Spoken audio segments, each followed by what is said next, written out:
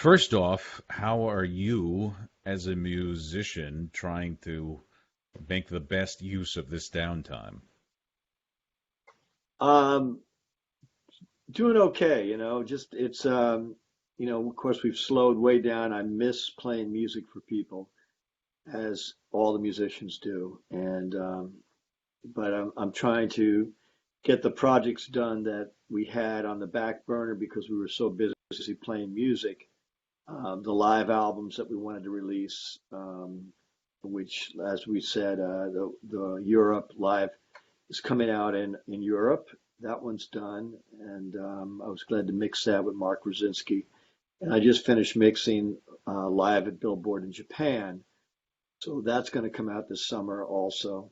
And the next one is we have a live album that I'm mixing with Mark Rosinski, uh, live at Big Pink, an acoustic record, and at the Levon Helm Studios. We did a live show after that. We kind of rehearsed at Big Pink, and we did this acoustic show, and it was so much fun that it was well recorded, and we decided to think people would enjoy it. So that's the next project. And on top of that, I've been trying to write songs, and that's going pretty good. Um, Hmm. Ideas are coming, and I'm excited about it. And working on our next album for a studio record. So Cool. trying to keep busy and stay focused and get through this till we can all play music again for people. Yeah. Now with live albums, I mean, is it difficult to step outside of yourself and just look at, or listen to a live performance objectively, just because a lot of musicians I've spoken with, whenever they hear recordings, they hear their own imperfections that I don't think an audience member would be able to detect. So, are you able to listen to it from an audience perspective as opposed to a band member perspective? Oh yeah, oh yeah, and you know, I'm used to doing that, and there's you just gotta make it sound the best you can, and of course, if there's a bad performance, we're not going to put it on the record. But the Weight Band is so good, in my opinion. We didn't do any overdubs or anything on these live records. I just picked the tunes that came out great, and we just put them out. They just got to mix them good. That's the hardest part. But being objective, I wouldn't put anything out that I thought didn't sound okay. The band Right. plays good, playing live so much that it just the to capture that live energy is really nice. And as you've said in the past, there's just something about the live vibe with this band that, um, it's, you have to see you guys live, you have to feel you guys live to get the full effect of how it all comes together. And, is that how challenging is that to capture on a recording? Well, if it's recorded okay, you can feel the energy, and again, the band has been playing so good. We've been getting really tight, and the band has been playing so well together that that energy gets captured on tape, or tape digital. There's no more tape, and so it hasn't been too challenging. I just we had a really positive show in Japan. It was we were all very excited, and you can feel that energy when we're playing, Hmm. and that's what we go for is the feel, and the feel feels good. Everybody gives it 110%, and it comes across. Yeah. And I'm wondering, actually, you as the leader of this band, what did you learn about leading a band from your time with Levon? Well, I mean, you have to bend and listen to everybody's, to and be, sensitive to their feelings about songs and kind of go with the flow on certain things, and it's but always try to stay focused. And the most important thing I learned is playing with those guys with the band is that no matter how tired we were, we gave 110%. You know, and it didn't matter. Nobody complained. We just got up and played, and we were happy and grateful to be playing. Hmm. And then, with the performance in Japan, you guys performed with a couple of members of the band Little Feat.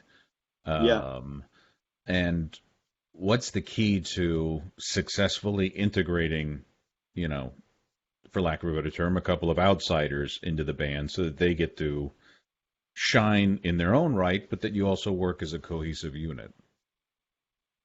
Well, that's kind of what happened over there. We were lucky enough to have Paul Barrere and Fred Tackett. It was some of Paul's actually his last recordings probably, but his last performances.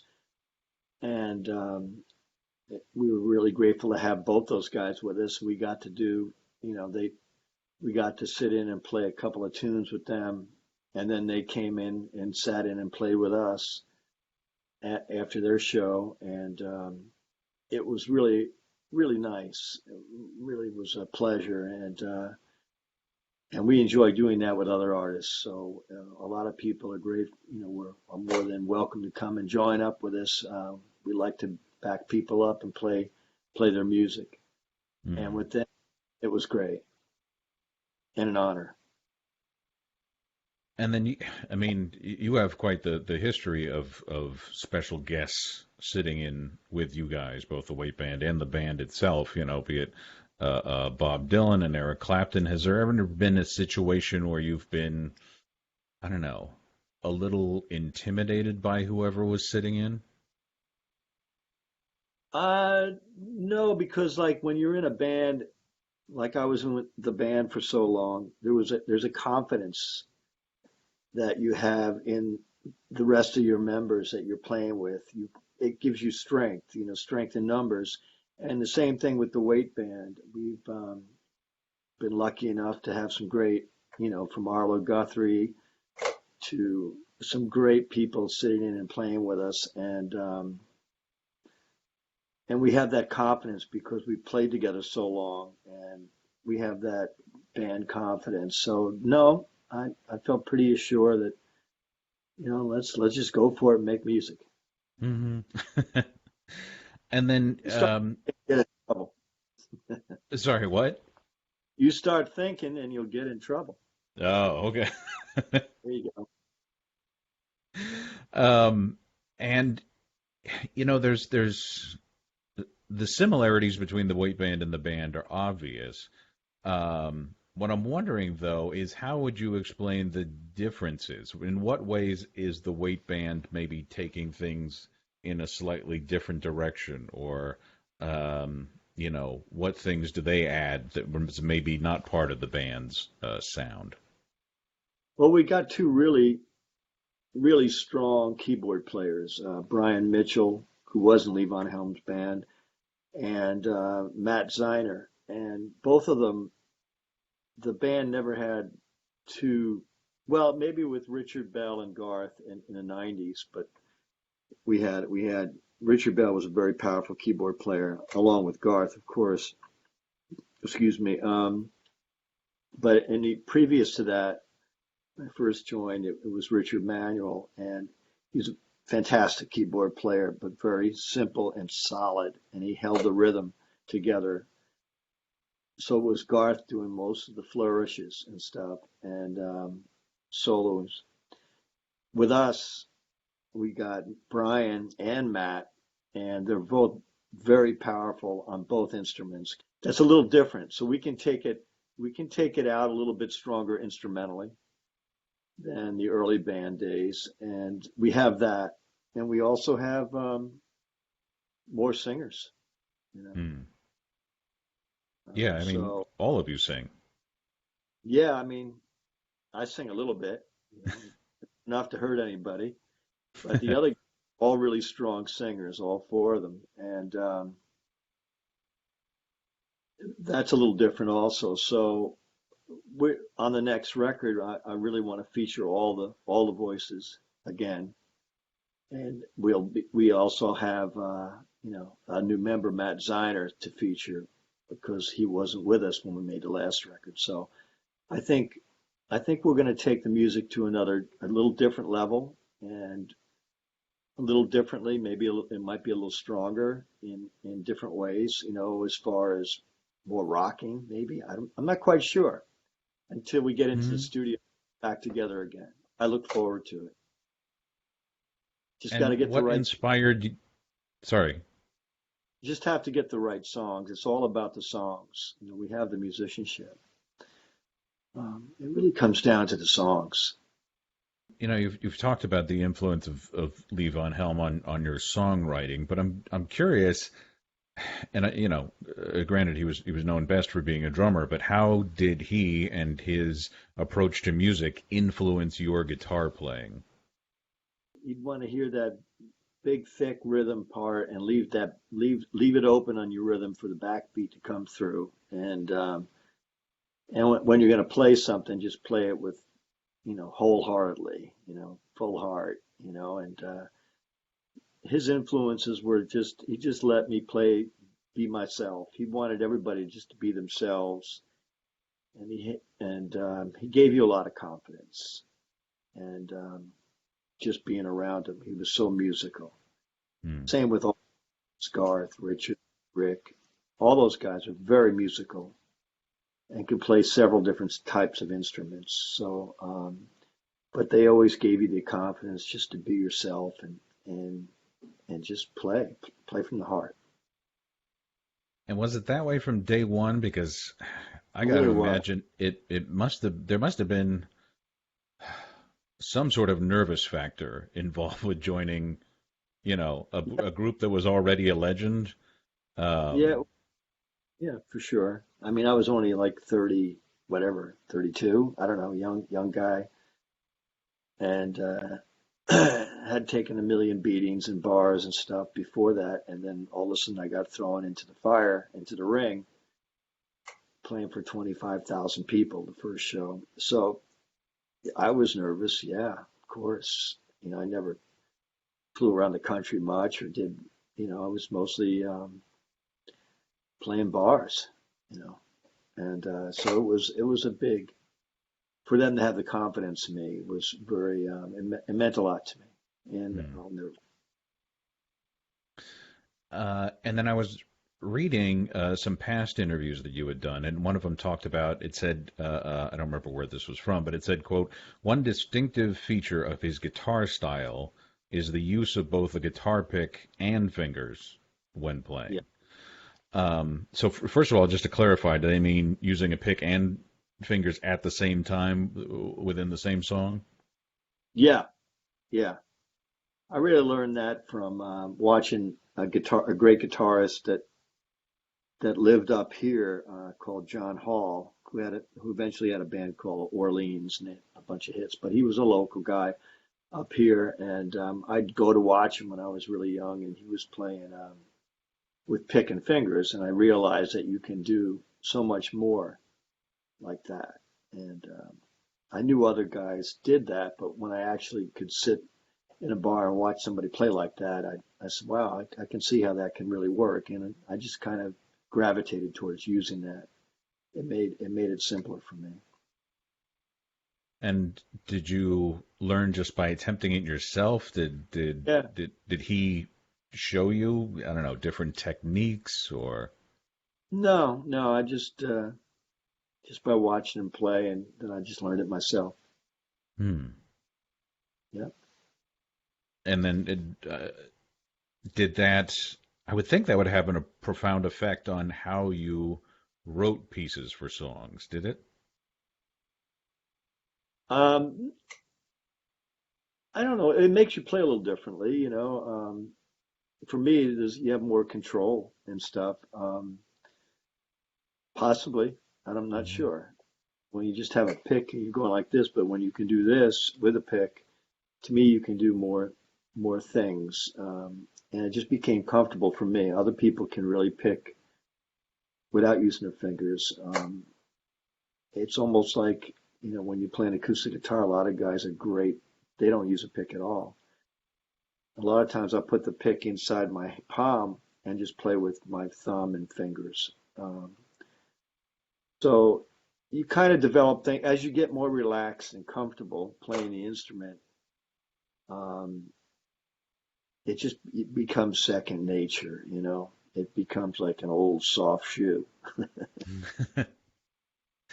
And then, along the lines of the guitar playing, you do a number of shows where it's you and G.E. Smith and you guys showing off all that the Telecaster can do.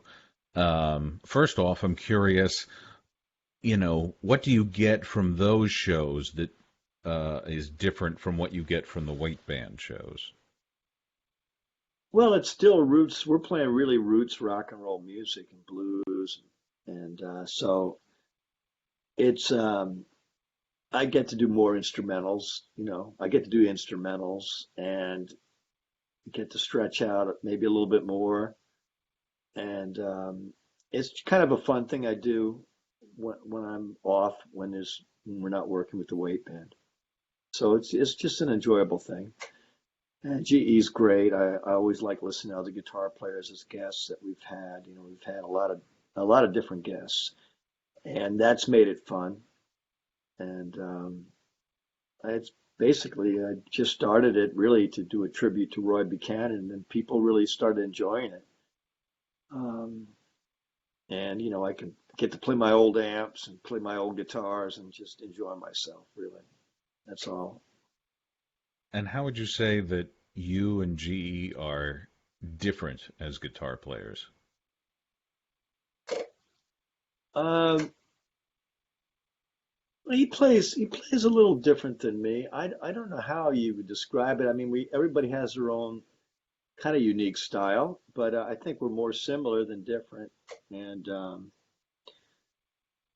um, we've had different guitar players like John Harrington from Steely Dan. He plays much different, and he has a different sound. Me, GE and my sound is similar. Very similar. Hmm. Uh, Maybe he uses more gain than I would, but we're talking about small little things. Um, Certain guys like Johnny Hyland that's played with us, who's amazing technique, his right hand flat picking and his left hand. So he plays differently. Hmm. Uh, so yeah, it's all kind of close. Hmm. Um, and then in addition to that, you also play the mandolin. I'm curious what first drew you to that instrument. Well, I've always had one over here, and well, Levon because Levon was playing it, and I always enjoyed it. Any stringed instrument is great, and so I kind of play around with it. I really need a lot more work to get good on it, and I am working on it. And I was lucky enough that Gibson gave me an amazing mandolin that really makes it easier to play. Excuse me, and so I'm working on it. It's more, you never stop learning.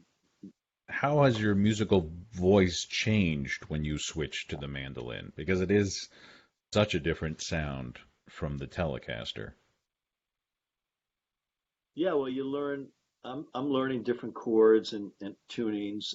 I just wrote a new tune called "A Long Journey" on the mandolin, and you come up with different riffs and stuff that inspire you to write a song. So anything that helps inspire writing a song, like I normally wouldn't play this riff on a guitar. Um, so that's what I like about, picking up a different instrument. You might come up with something a little different and it'll inspire you to write a song. Hmm. Although it's funny because, I noticed with live, there's this sense of urgency when you play the mandolin. Like, you're putting a little bit more energy into it than you would, it seems like you would normally see mandolin players do. I mean, because it's more of a subtle instrument, But like you listen in, or especially when you see live performances of the opening of World Gone Mad, it's I don't know. There's just it's you've turned it into a rock instrument at that point in time. That's because that's where I come from. I mean, I'm playing a mandolin like a guitar player, really, and so that's how I approach it, and I'm flailing along like an old guitar player playing a mandolin instead of a mandolin player playing it like he's learned it. Great mandolin players like Sam Bush, they've learned from the best, and they had a certain style like Bill Monroe, and I didn't learn any of that, and I just kind of play it like a guitar, so it gives it that aggression. Yeah. But I'm wondering if there's kind of an advantage to that because you're not just copying who came before. It's still you and it's your own unique sound on the mandolin. Yeah, I think so. I think so. I think it just gives me just another voice and hopefully an inspiration. It's been so. That's two songs,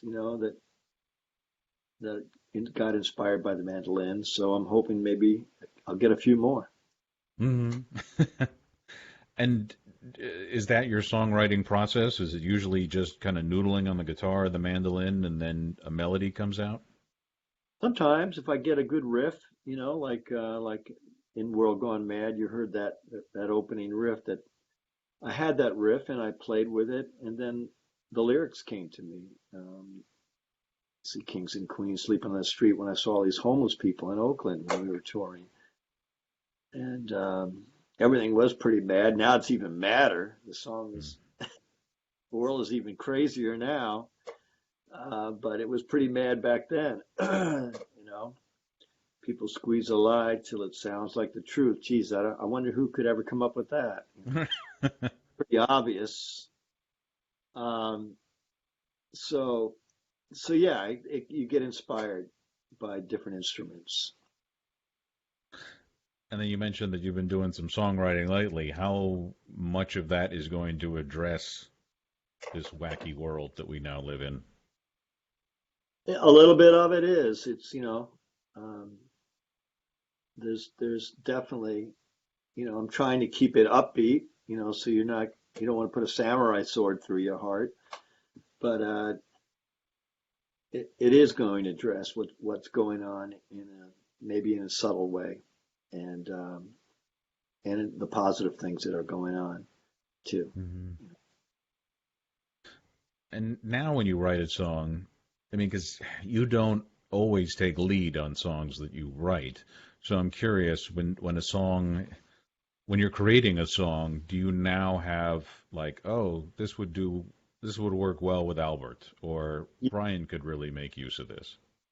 I just did that. Yeah, Oh. I'm really thinking about writing for everybody in the group, um, and thinking about their personalities and their great voices. All of them, all four of them have amazing voices. So, not really thinking about writing for myself to sing at this point. I just want to see what I can contribute. If anybody enjoys it, then we'll go forward. I can't wait till we can all get together and be in the same room. Yeah. Yeah, yeah. I mean, Supposed to come to your territory to back to Asheville, and we had to push that back. yeah. Just probably be there in a few days. Mm. We'll come back. Yeah. Is this the longest you guys have gone without playing together? I think so. It's been what a couple. The last shows were in Florida, March 14th, 15th, and actually, our president shouldn't even have had. It should have been shut down a month and a half before that. But that's a whole other story. But we were down there playing, and it was kind of strange, and luckily none of us got sick, and we all got home safely. But it's been a couple months now. Hmm. And then when you guys have had time off and you come back together, is there a ramp up time? Is there a time of, kind of getting used to the feel of one another again, or is it just you pick up right where you left off? I think we'll pick right up where we left off. I mean, we all have been playing together for a long time now, and everybody's used to each other and gets along great with each other. It's a great band, a great bunch of guys, and they're all talented, and they all listen. That everybody listens, and that's the most important thing about playing music is you listen to each other, and Hmm. then if you're by yourself, you're not listening, you're not making music. You're kind of going through the motions. But everybody in this band listens to each other and plays off each other. It's very great chemistry.